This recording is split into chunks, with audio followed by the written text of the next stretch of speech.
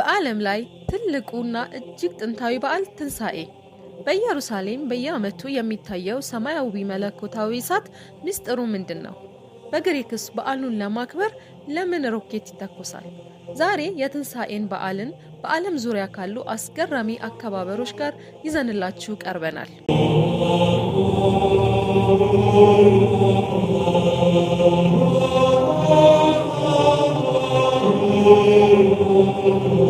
ሰላም ቤተሰቦች እንደምን አላችሁ?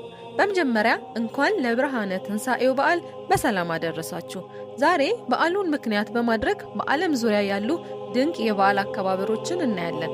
ሰብስክራይብ በማድረግ የበዓሉን ደስታ አብረን እናሳልፍ።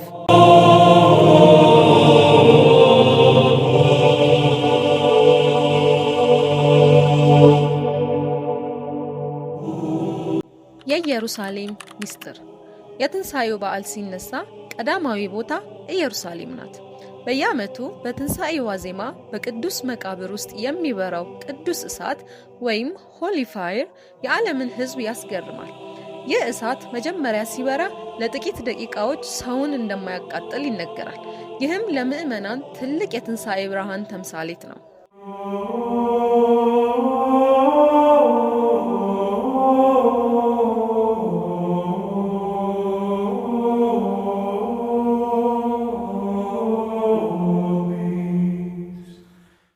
በግሪክና በሩሲያ።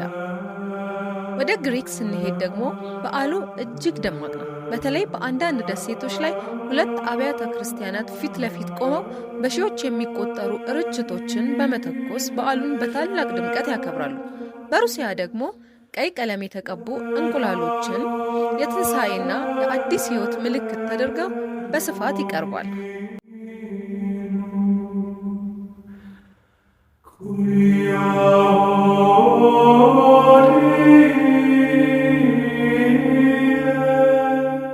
ቀጠል የሀገራችን የትንሣኤው ውበት። እርግጥ ነው የትም ብንሄድ እንደ ሀገራችን ኢትዮጵያ ያለ የበዓል ፍቅር የለም። ከ55 ቀናት ጾም በኋላ የሚመጣው ይህ በዓል ቤተሰብ በአንድነት ተሰብስቦ የሚቀደስበት፣ ፍቅርና እርቅ የሚታይበት ልዩ ቀን ነው። ለዚህ ነው የኢትዮጵያ ትንሣኤ በዓለም ላይ ካሉ ውብ አከባበሮች አንዱ ተብሎ የሚጠቀሰው።